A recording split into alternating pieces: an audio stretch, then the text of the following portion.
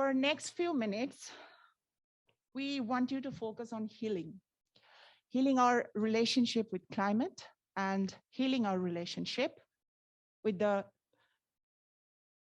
First Nation and urban Indigenous communities. Good afternoon, everybody. Our team has spent last few months researching two most pertinent issues of our times, climate and reconciliation, for the City of Vancouver's sustainability team. For policymaking, climate requires a fast and thorough approach, and reconciliation requires more time and consideration, but as much emphasis. Here, as current and future policymakers, we want you all to remember the need for collaborative engagement as fundamental to good policy. And in case we forgot the emergency and urgency to work on climate change, the global climate projections estimate an average increase in temperature of approximately 3 degrees Celsius in lower mainland by 2050, which is alarming beyond doubt. To tackle this problem, the City of Vancouver has been creating climate policies for over 30 years, longer than any other Canadian cities. In our project, we interviewed a lot of people from different backgrounds. A common trend mentioned is that embracing the Musqueam, Squamish, Tsleil-Waututh, and urban Indigenous communities' perspective is the only effective way toward achieving reconciliation, as their stake in the fight against climate change derives from their cultural connections to the land, air, and water. However, it is not an understatement to say that the city has struggled to effectively bond climate policies while advancing reconciliation. This particular gap in policy integration was the purpose of our research. Our report analyzed ways in which the City of Vancouver can pursue engagement that advance reconciliation through climate policy. While we have only focused on improving engagement strategies for the City of Vancouver, these values can transcend any reconciliation effort. It will allow policymakers to better understand affected rights holders, stakeholders, and especially any group facing marginalization during the policy development cycle. However, through our research, we also found out that there is no single approach to climate policy reconciliation for every geographic region. The City of Vancouver intends to open the discussion for figuring out the approach specific for the city. Hence, our effort in this report has been to follow that route. Over the course of the presentation, we'll be discussing how we developed our research framework, the overall process and our thematic findings. We'll then provide an overview of our inspiration for the City of Vancouver, highlighting a policy option that incorporated our analysis. And finally, we'll lay out next steps for the City of Vancouver. I'll pass it to Shanel, who will discuss the framework of our research. Thank you, Kazi, for opening up this really important conversation. We were first instructed to provide the City of Vancouver with sources of inspiration to incorporate reconciliation into their climate policy planning, specifically looking at the Climate Emergency Action Plan. We first set out to understand what reconciliation in context means, along with the terms decolonization and indigenization. We were very fortunate to be able to interview with Indigenous leaders and policymakers that helped us better understand these terms.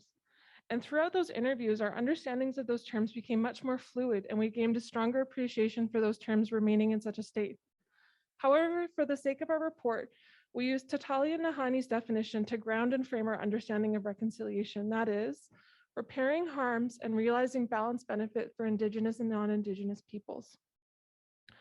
While we continued our investigation into incorporating reconciliation, we investigated the existing engagement frameworks that the city had previously implemented and how those strategies could potentially facilitate reconciliation. Rather than looking for what the outcomes of such a potential policy result would be, we focused on how the city could improve their efforts for promoting reconciliation by building better relationships.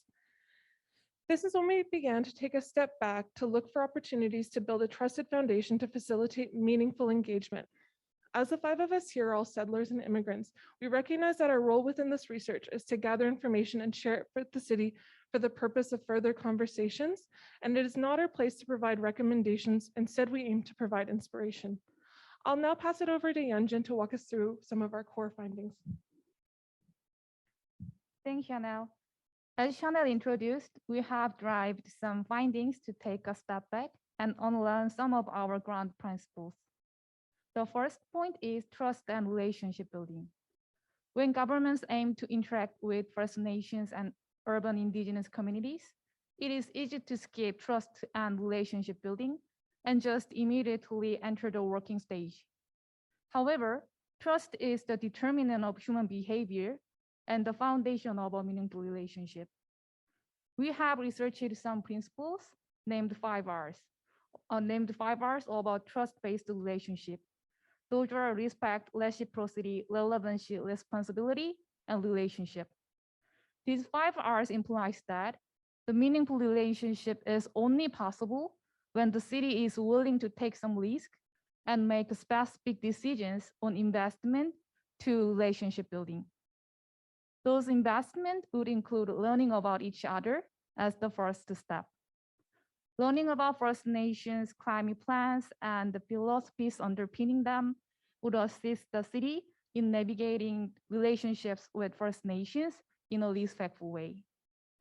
This point will support co-creation concept of dynamic pathway, which will be introduced later, involving Indigenous knowledge in cities' climate policy.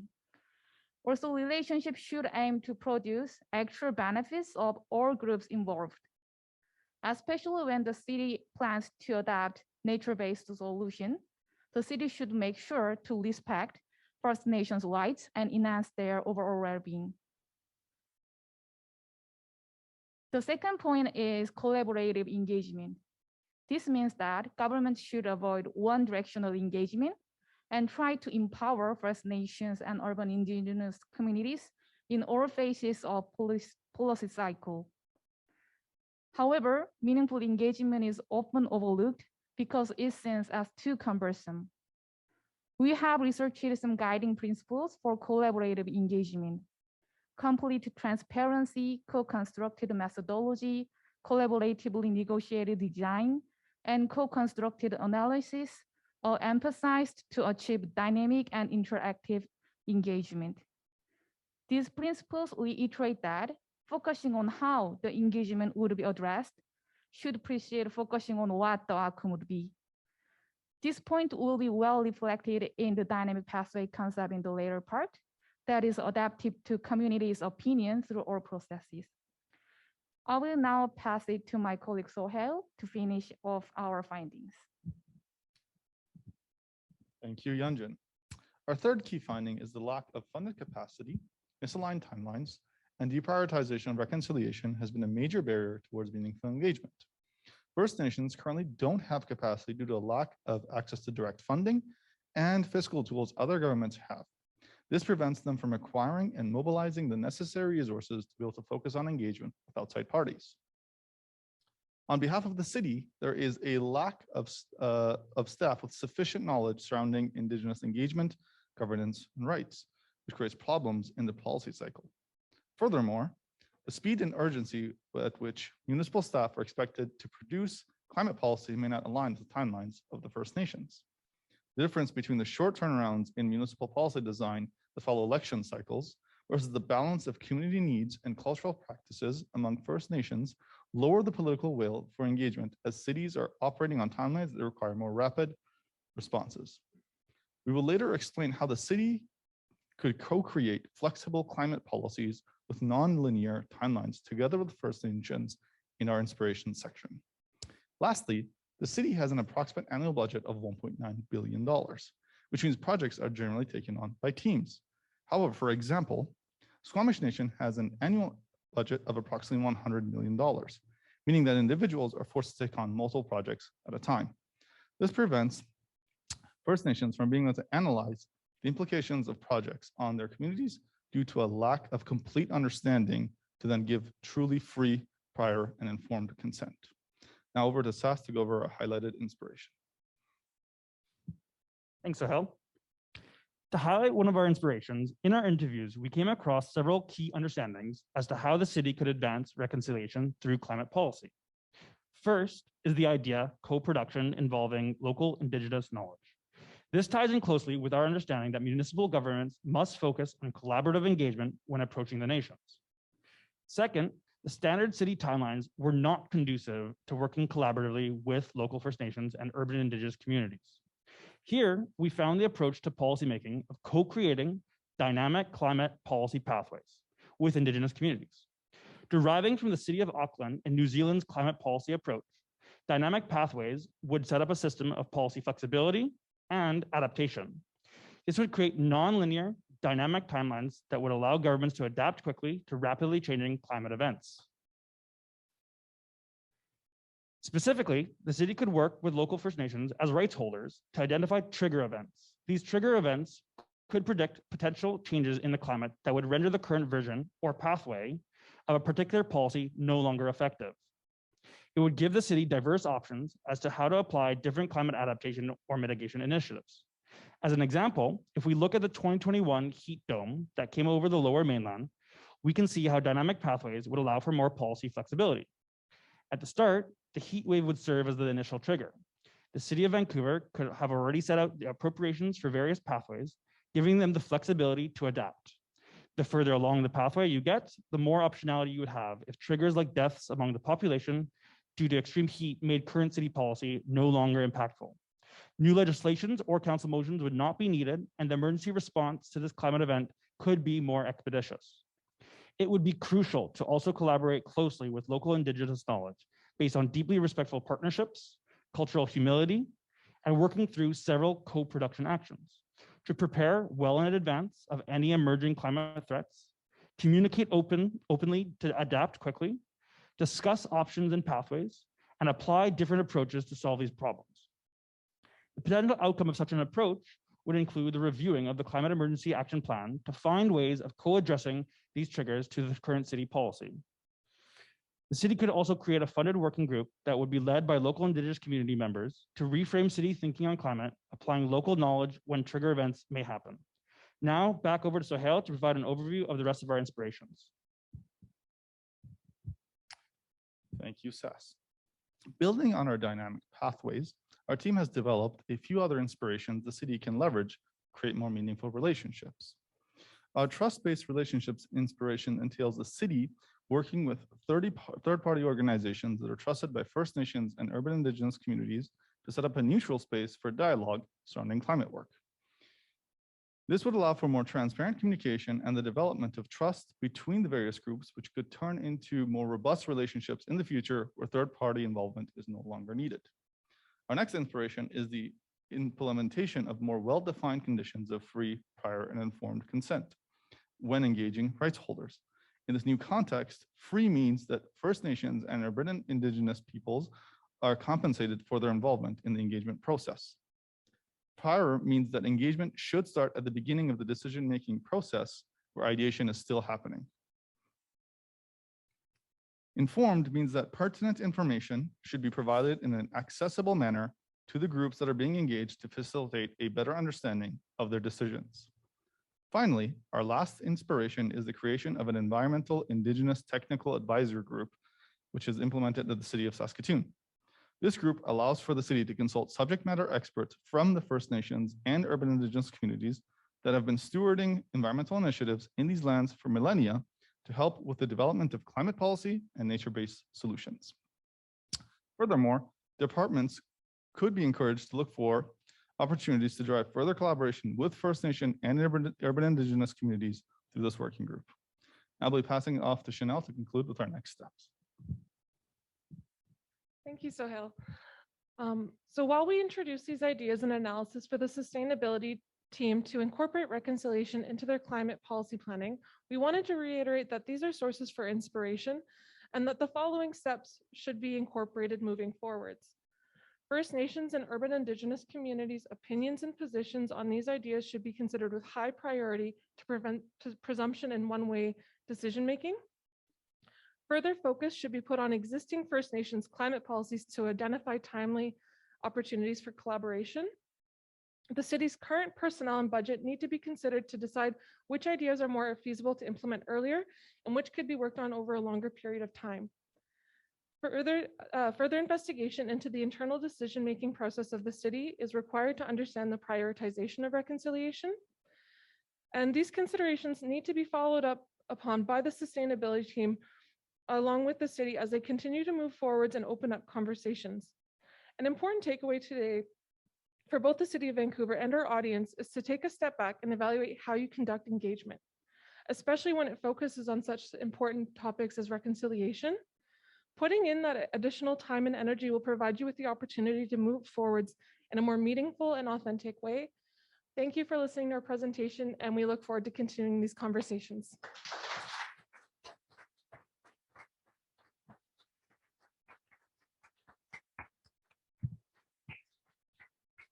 Great job, you guys. That was fantastic. So as with here, I'm like, where do I stand that I'm not blocking you? Sorry.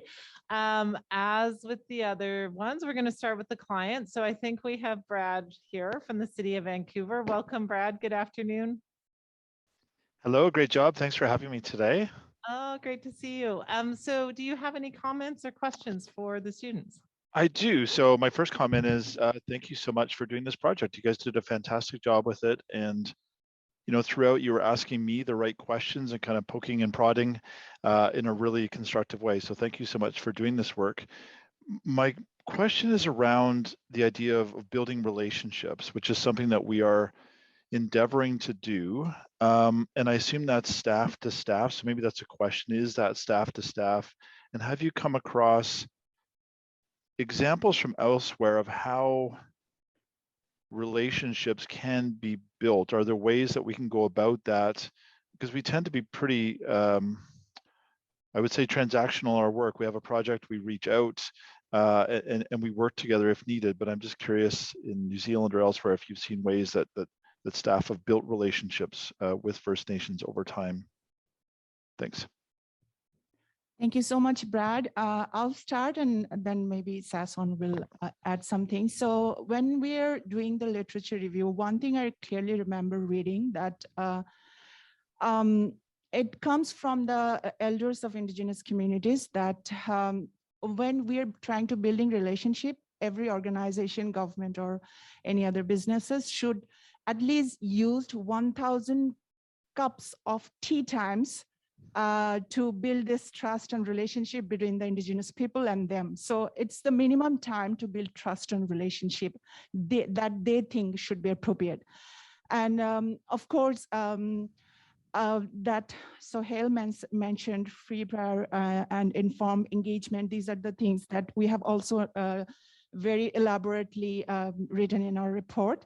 So that point I clearly remember, and I think this will be a very good start of this process, staff to staff relationship. Sas? Thanks, Brad. Nice to see you. I also wanted to, in terms of the jurisdictional scan and what are we seeing in other places, one of the interesting examples, while it is at a base level in terms of relationship building, was in Victoria through the city family. And basically what this was doing was providing an avenue for multiple stakeholders, both Indigenous and non-Indigenous city staff and non-city staff, to come into one place in a very safe environment and hear directly from what they call witnesses of certain type of events in the Indigenous communities, whether that be on the climate front or on the housing front. And the city family, as they described it, basically had 6 sessions. It actually unfortunately got postponed due to COVID, but they had mechanisms by which anything that was proposed in those safe spaces had an accountability to be followed up upon and move forward on. And so having all that diverse group in one place at one time with, you know, I'll use the word colonial city council sessions and in a safe space provided some pretty important insights. Brad, did you have any other questions you wanted to ask? I have one little quick one if I can sneak in a second question. Yeah, absolutely. I'm really interested in this idea of reciprocity. So, you know, I think we're working better to engage with nations, and we are certainly providing the capacity funding. I think that's a really important point that you flagged there. But I feel like there's a point around reciprocity and how we can help the nations advance their work versus, you know, simply asking them to engage in our work. And I'm curious again if you've come across good examples of reciprocity that might inspire us. I don't think it's necessarily an issue of examples. Some of the conversations we had, though, in our interviews were focusing on the accessibility. And I think one of the things one of our interviewees mentioned that was really insightful was that oftentimes the city comes out with these ideas thinking that only the First Nations or urban Indigenous communities can stand to benefit. And it might make it more of a challenge and increase the barriers for having that faith coming into these conversations. And that when we rethink about how we communicate these policy opportunities, and by also displaying the benefits that the city also stands to gain. And that was something that was come up, and I think it was a bit of a light bulb for a lot of us. We part of our unlearning, and that this helped us think about how do we communicate, what do we bring to a table when we want to hold these conversations. And while that's something that is still quite niche, unfortunately, and we're not seeing that as examples just yet, we're hoping that as we move forward, these principles will just become ingrained with all interactions with rights holders, especially, and then hopefully it can extend to stakeholders and just better collaborative engagement.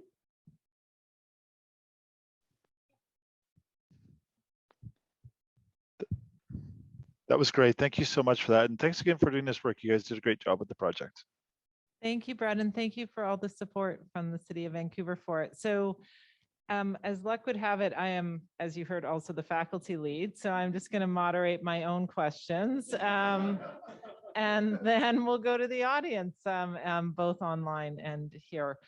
So really one question, and you already cracked this egg, Shanel. The question is around unlearning. You all were very, keen to be part of this. I imagine you were thinking about future career arcs and maybe working in this field. So I'm curious about, because none of the rest of the folks here have had this, they may also be thinking about working in areas related to Indigenous or reconciliation. What did you unlearn in this project? Because we learned about what you learned, so I want to hear the other side of it. Anyone feeling like? I can go first. I think for me, I had a very specific lens of how government works. And I think having this experience, in my opinion, with the two most important policy issues of our time, other than housing, of course, it was crucial to understand why both of them are important independently, but also to understand how they intersect, and thinking through these different policy issues in a completely different way that I'm used to, and feeling comfortable now in an uncomfortable space with it, for me, was a really important part of the process. So I really appreciated it. Yeah, to add onto that, my own personal experiences and understandings were kind of unraveled as I came to understand the colonialism in most processes and communication and relationships. When it came to working in the realm of reconciliation and decolonization, it's not in everyday life where we find these, where you're asked to step back from basically everything you've ever done in your academic and professional life, and to be able to understand a whole new way of doing things. And that was really eye-opening, and a lot of times it felt very not only unique but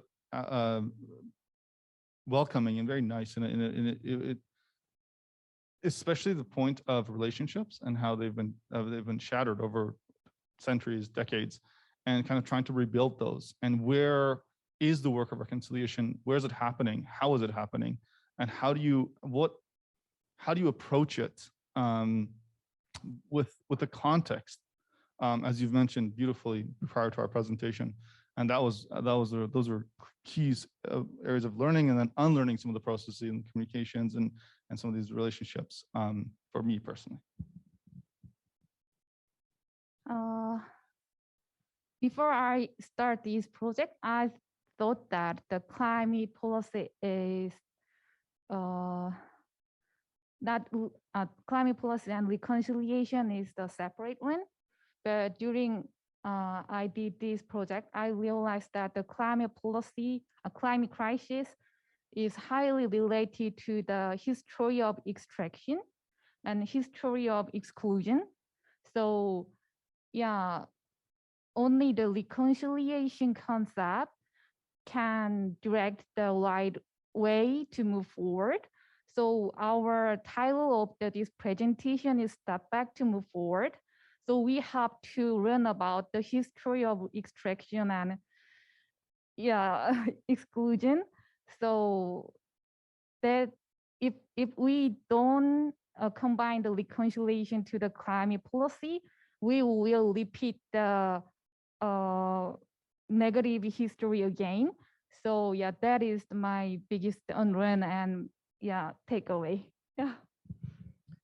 I think the unlearning for me happened quite early on when we were thinking about what principles we wanted and values we wanted to incorporate into our internal practices. And cultural humility was something that I've studied and I've thought I've come into contact with, but this project really, I lived it. And it was when I became really uncomfortable is when I started my unlearning. This project continues to make me feel very uncomfortable. I can't think of specific examples, unfortunately, right now, but I can remember the feeling. And I think that's when the act of unlearning really came in. And one example that came in, and considering my position within the academy, was we were in one interview and someone was bringing up the disrespect that a lot of land protectors and Indigenous knowledge holders have had, especially when climate work, when their work has been ignored.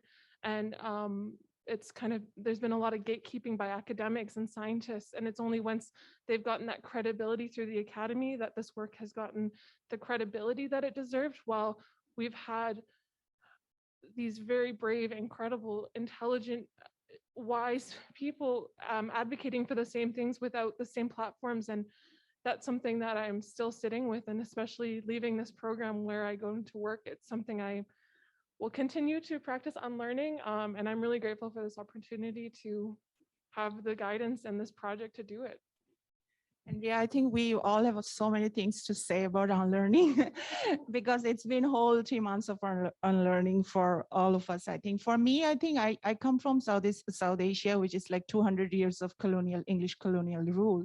So language is was a big part of my unlearning. What kind of language I should use, English words I should use when I'm talking with interviewing the people, and some of the people we interviewed, especially the Indigenous experts, we had to be very careful. And we also kind of talked with you a lot, like, can we use this kind of words, those kind of words? So unlearning particular languages which can be really disrespectful, that has been a big part of my learning. So yeah, we have a lot of kind of examples of that. But and another thing I think I unlearned mostly that reconciliation itself, whether it is climate or any other policy itself, is a process. It's not the end result or not the destination. So this 3 months has been this unlearning too. Thank you. Thank you all for sharing personally on it. We have a few minutes left for questions. Tina, do we have any coming in online? No. Okay. Any from the room? Yeah, Samira. Brad kind of sparked something in me when he said about reciprocity, in the sense that, for instance, a lot of Indigenous lands reservations have been placed by colonial powers in areas that is out of sight, out of mind, in a sense. And now we are seeing, for instance, Musqueam land is in an area that could be impacted by floods. And because a lot of their revenue is within like already leased land and won't expire within like 50 years, there's not a lot of revenue generated to address the environmental issues that are facing Indigenous communities currently. So I just wanted to see what your thoughts were within understanding like how Indigenous people are being impacted by climate change first because of colonialism, but how can the city, for instance, partner up with addressing those needs and the reciprocity that your client? You bring up a really good point, and environmental racism is something that we were considering earlier on in this process. Unfortunately, due to the scope, it did fall a little bit beyond that. And the reason why it was out beyond our scope is that the city at this point doesn't have those relationships to be able to move forwards in addressing that. So that's why our report and this presentation is really focusing on stepping back to build a strong foundation to be able to go move forwards and address that those considerations, because those are incredibly important. But at this moment, those relationships that are so integral to moving forwards with co-created policies aren't there yet. So we're hoping that the city can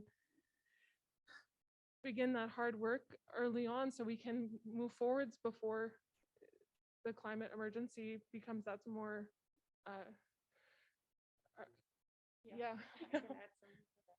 Yeah, on that point, Samira, when we're thinking about our scope, and when we are doing later interviews, a lot of the time, Indigenous people's voices that we have come through different experts and people we talked with, they mentioned that we must not kind of consider Indigenous people only as climate victims. We should consider them as integral part and a part of engagement, collaboration, and creating the policies. So they actually do not want them to think like victims only. So we carefully considered this option thing when we're actually researching and try to think equally as much as possible when policy making. Thank you.